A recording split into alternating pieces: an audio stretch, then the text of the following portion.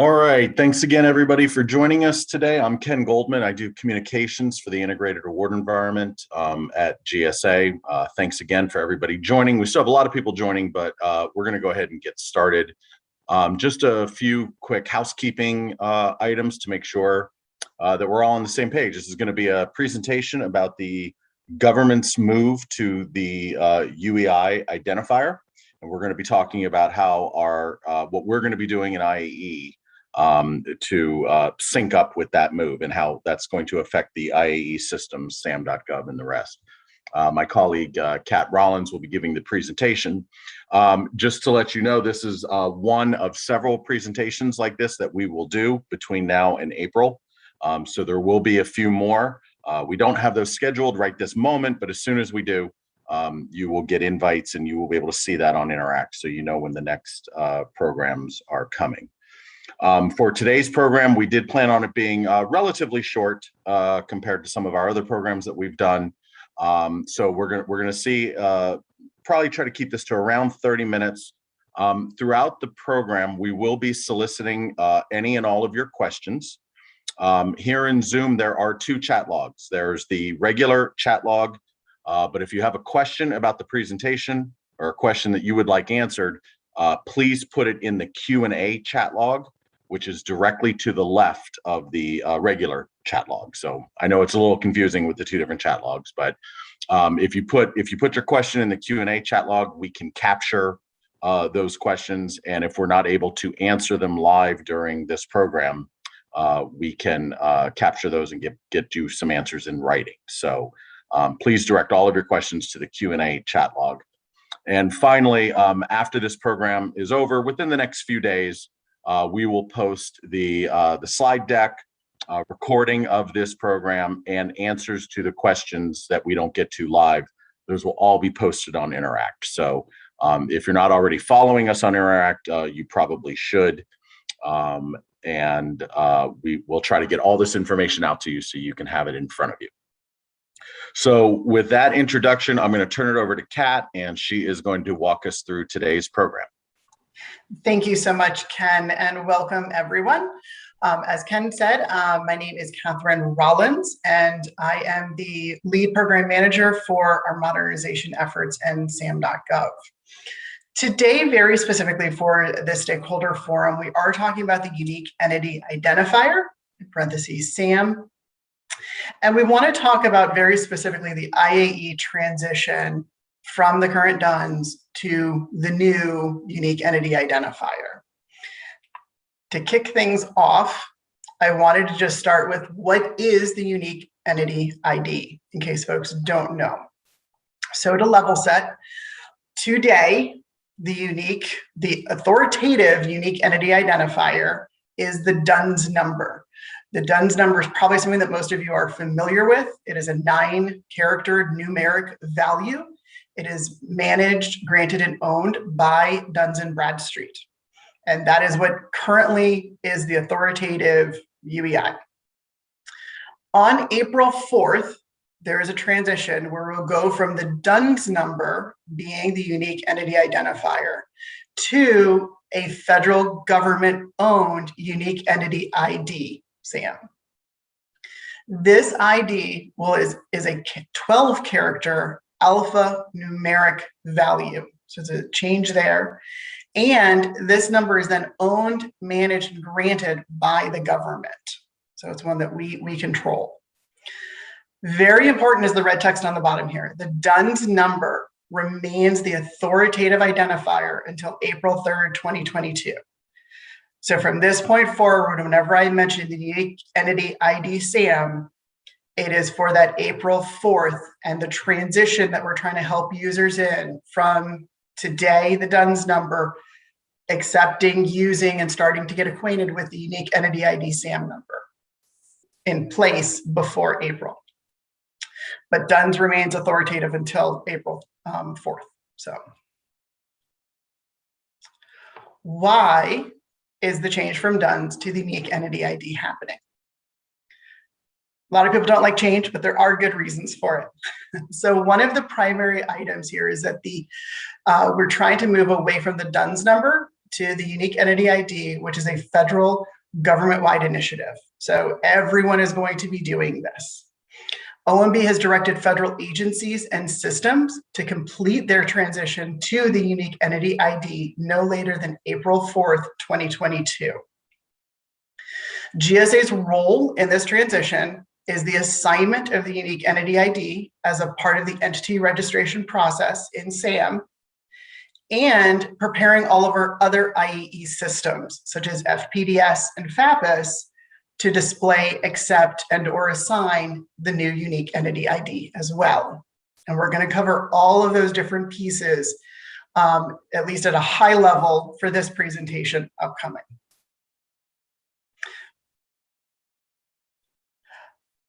The other why of why we are making this change is very much to ensure that the federal government is streamlining the entity registration process. And we're trying to make it easier for entities to do business with the federal government. This change, by having it be a federal-owned Unique Entity ID, means that it will simplify the process of registering an organization in SAM. The entities will be able to be assigned the identifier during registration. There will be no need at that point in time to go to a third party to obtain an identifier or to get help. It will all be able to be done within the registration process on SAM. So switching from the why are we doing this to how long will it take to get a Unique Entity ID?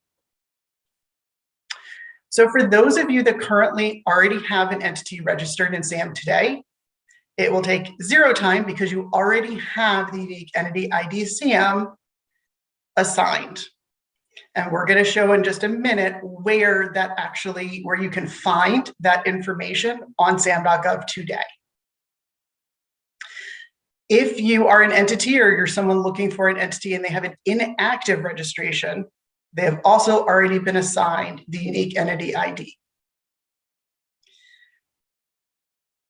For folks that request only the Unique Entity ID, so it's not a full registration, right? It will continue in future. It'll go through the same entity validation process. But it will be, again, even for these folks, it'll be switching from the DUNS over to the Unique Entity ID within SAM.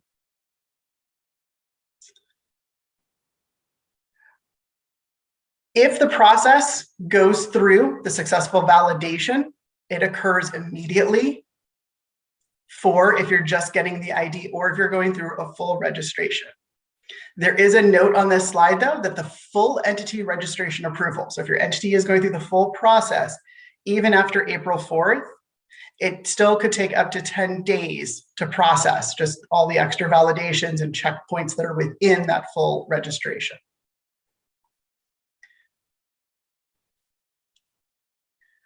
When is the Unique Entity ID changing?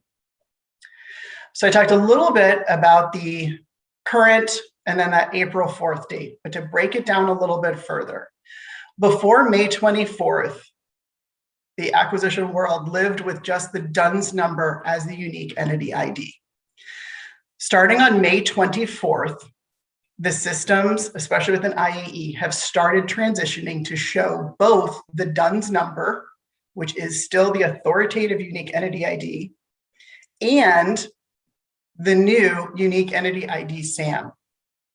So even though it's not authoritative today, you can start seeing it throughout our systems in extracts and display pages to start getting familiar with the number, using the number if you're a downstream system, being able to accept the number. On April 4th, 2022, the federal government-wide, stops using the DUNS number to identify entities. So at that point in time, the Unique Entity ID SAM will be the authoritative identifier.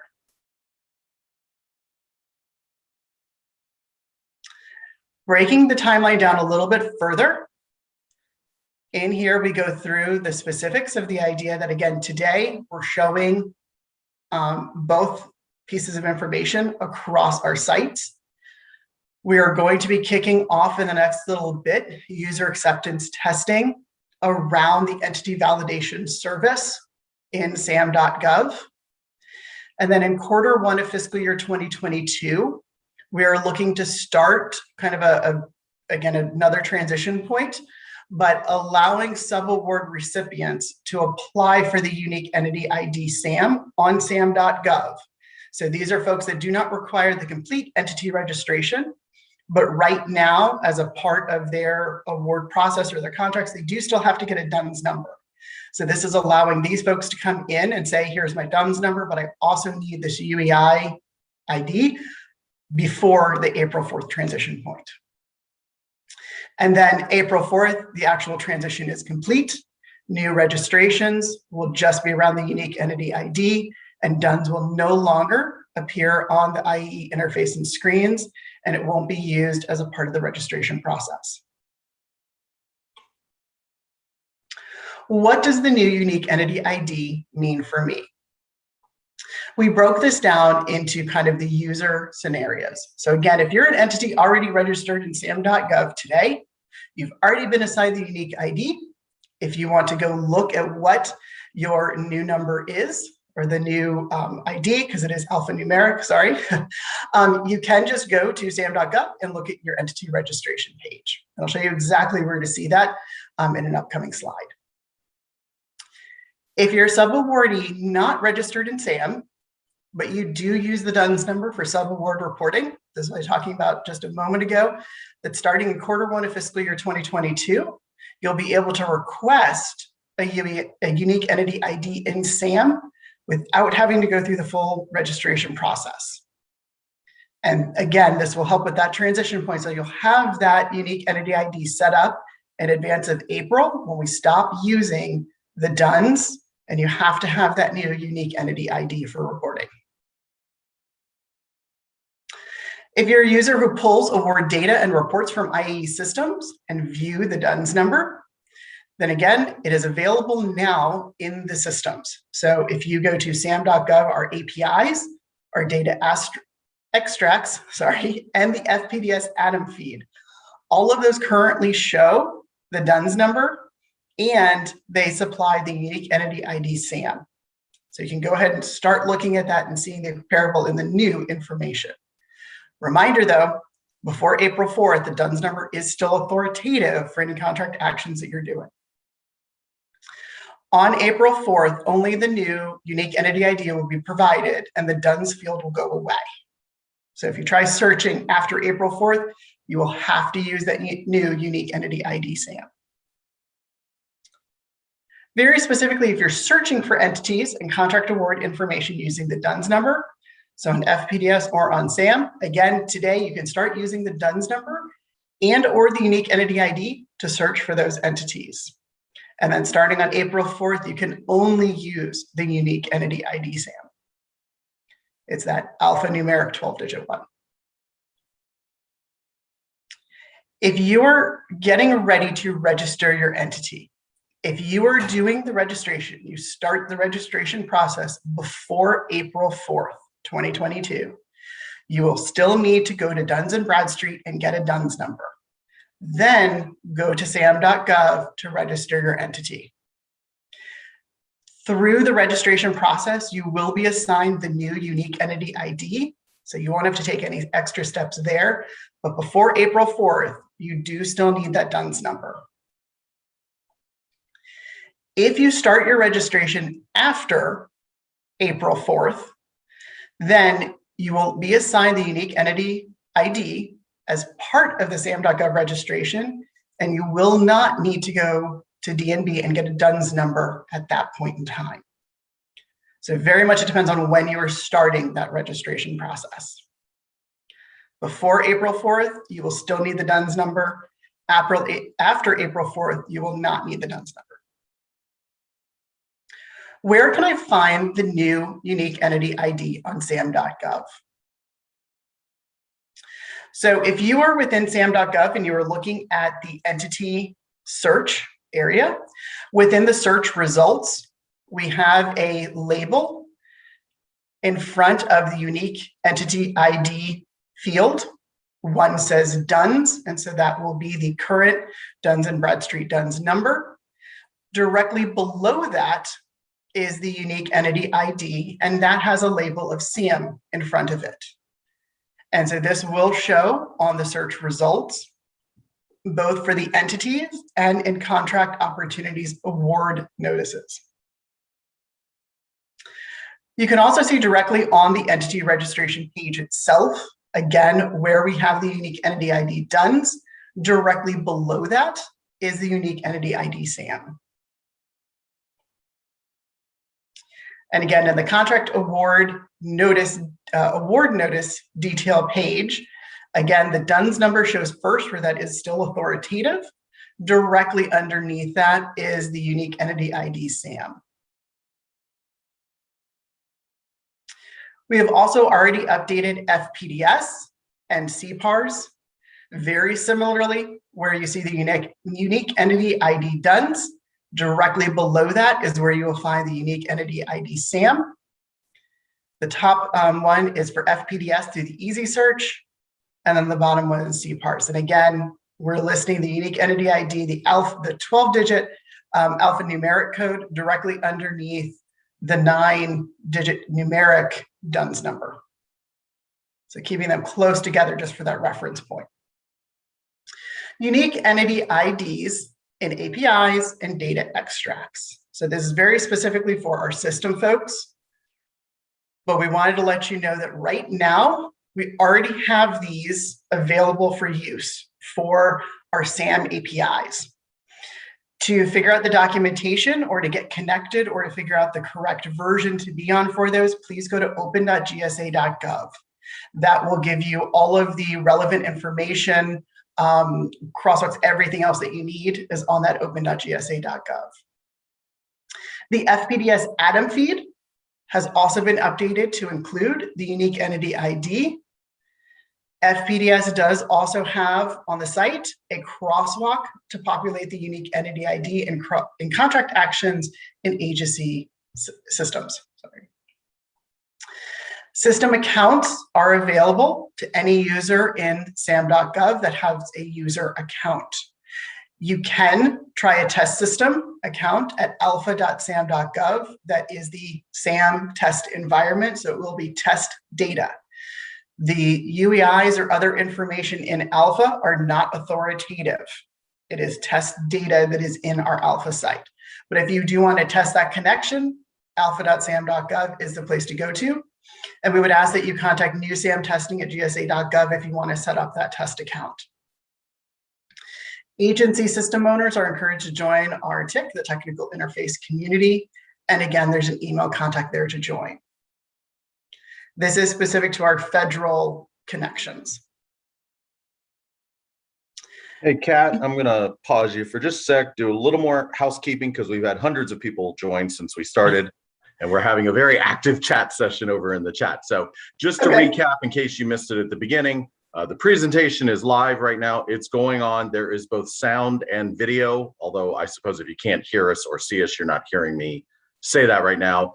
There may be some individual settings on your own Zoom that you might need to adjust, but the presentation is live and it is going as it should. And again, just if you have some questions that you want answered, we're asking you to put them in the Q&A chat log, which at the bottom of your Zoom screen, it's right to the left of the regular chat log. So any questions that you would like answered, please put them over there. We will try and answer those at the end of this program, but if we can't get to that, we will certainly get back to you in writing in the next few days. And last point, we will make this full recording, the slide deck itself and the answers to all of your questions. We will post all of that on our blog platform, which is GSA Interact, in the next few days. So sorry for interrupting you, Kat. No, thank you, Ken, and thank you for those notes. Another item that we wanted to highlight is for current users in sam.gov that have saved searches and users of our ad hoc contract data reports. The specific information here that we want to make sure you know is that saved searches and ad hoc contract reports that currently are saved using the DUNS number will not be supported after April 4th, because again, the DUNS number is going away. It's a whole different field to use the unique entity identifier SAM. What we would ask you to do is, if you have a saved search today that uses the DUNS number, since the unique entity identifier SAM is available in sam.gov, to review your saved searches and reports and go ahead and edit them. So if you did have a search that was for the DUNS number, to switch it over to actually use the corresponding unique entity ID SAM for those same DUNS numbers. We will look at help again through sam.gov. There's a help area that can help you on how to edit your saved searches to complete this. The ad hoc reports you cannot do today. We are updating those, or still in the process of updating those, but you will be able to edit to save those with the unique entity ID in the fourth quarter of 2021. So coming up very shortly. And then standard and administrative reports will have the unique entity ID SAM by the end of October. So if you have a saved search, you can currently that uses the DUNS as a field that you are filtering by, you will want to go ahead and now and switch that over to instead filter by the unique entity ID SAM number instead. So what does getting a unique entity ID look like after April 4th, 2022? What I'm going to be showing for the next couple of minutes are walkthroughs. They are not actual screenshots, and they aren't super detailed. It's super high level. The reason for this is, as Ken mentioned at the beginning, this is a series of presentations as we get closer to the actual launch. So this is just the super high level, setting the stage for those other conversations and making sure people have the super high level awareness of what is going on. So to kick things off, the happy path if you are getting a unique entity ID. So from here, you enter your entity's legal business name and address. A validation service within SAM will kick off. It will find a match and it displays your entity name and address. You as the user confirm that is what you are looking for. sam.gov will display your new unique entity ID and you would be done. If all you need is a unique entity ID. So our subcontractors, for instance, if you just need that, you're not doing a full registration. At this point in time, after April 4th, you would be done. If you need to start a registration and you went down this sort of opening path of just getting your UEI and then you realized I need a full registration, you could trigger that at this point in time, or at the beginning, you could say that you needed a full registration. The other idea with the unique entity ID is that instead of just one match coming back, if you enter your entity's legal business name and address, the validation service could come back and find multiple potential matches or something that's close but not quite there. If you don't see your match within that grouping, you can go back and edit your initial information and see if that returns the right result. As soon as you see the match, you select and confirm the correct match provided. sam.gov again displays your unique entity ID at that point in time. And again, you're all done. If an entity already has an entity ID, so if you are going through this process and it's already there, again, you would enter your entity's legal business name and address. The validation service would come back and it would tell you that it has already been assigned. You would confirm the match provided. At that point in time, it would let you know that there are already users, an administrator, for instance, who can grant you a role. And so then you can request a role from that viewer or data entry role to that entity if you don't already have one. So we'll kick off that request process if that's what you need.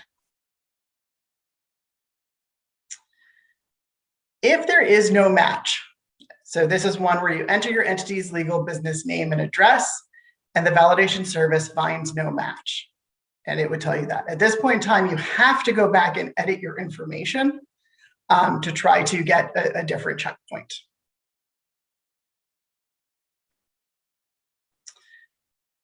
So this meeting overall has been about GSA and specifically IAE's implementation of the unique entity ID through our systems. As a note, federal agencies across the board are implementing their own unique entity ID transition plans between now and April 4th, 2022. Each agency is going to be responsible for how they are going to deal themselves with the procurement award process and systems within their agency, grant award processes and systems, invoices, and payment processing and systems. Federal agencies that you do business with should directly issue information about changes to the award and payment process. As an example, grants.gov has already initiated their transition, and we actually have a link here that shows that, again, for grants.gov, they have laid out their transition plan, when things are happening, and different forms for folks and which fields change around and everything else related to grants.gov through this transition.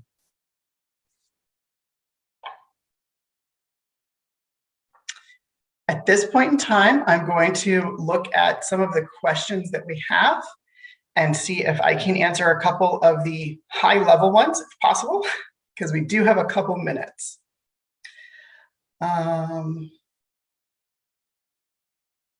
So one question is, what's the difference between the DUNS and the unique entity ID? So this was at the very beginning of the slide deck. I do know Ken was mentioning that some folks entered late. So just to reiterate on that one, the DUNS number is a 9-digit numeric identifier provided by Duns and Bradstreet. The federal government currently uses the DUNS number and is still authoritative. We're transitioning to the unique entity ID SAM, which is a 12-digit alphanumeric identifier generated in sam.gov and provided by the government. And that will become the authoritative identifier on April 4th, 2022.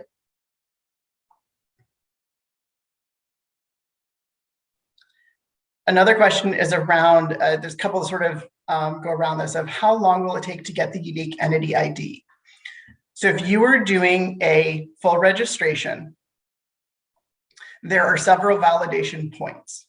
The DUNS currently, the current registration process, the DUNS validation is only one part of the process. That part of the process, when on April 4th, it becomes the unique entity identifier SAM, will all happen internally to SAM. So you won't have to go elsewhere to get anything and come back or anything else. So that will be basically quote unquote immediate, right? It's going to happen right as you're in the process. Some of the other validations, depending on the purpose of registration or other elements, may have other checkpoints and other time commitments. So for the full registration, we're still saying that it would take potentially 10 days. But the actual assignment of the unique entity identifier and the validation of stuff is immediately right there as you're on the screen. So just to sort of pause on that point or kind of do a distinguisher. If you are just getting the unique entity ID, so again, you're a subcontractor, for instance, who currently just uses the DUNS, but you don't have a full registration in sam.gov.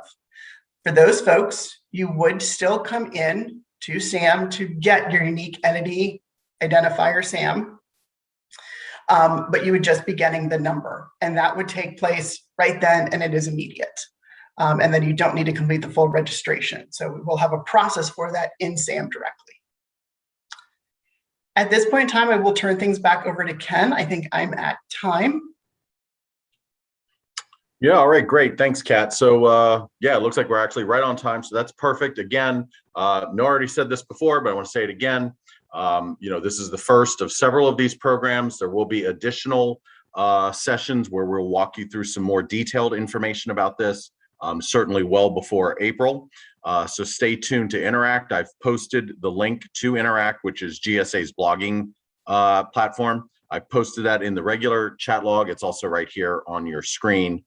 So if you follow us on Interact, you'll get all of this information, and you will know about upcoming programs. And again, the deck, the recording of this session, and Q&As that we're able to answer will all be posted on Interact in the next couple of days. And I would encourage you to be sure to review our frequently asked questions about UEI, which already have a lot of answers to the questions that have been asked today. So everybody stay tuned. We'll be providing you with more information as we go through this process together. And I want to thank everybody for joining us today. And we will speak to you about this soon in the near future. Thanks, everyone.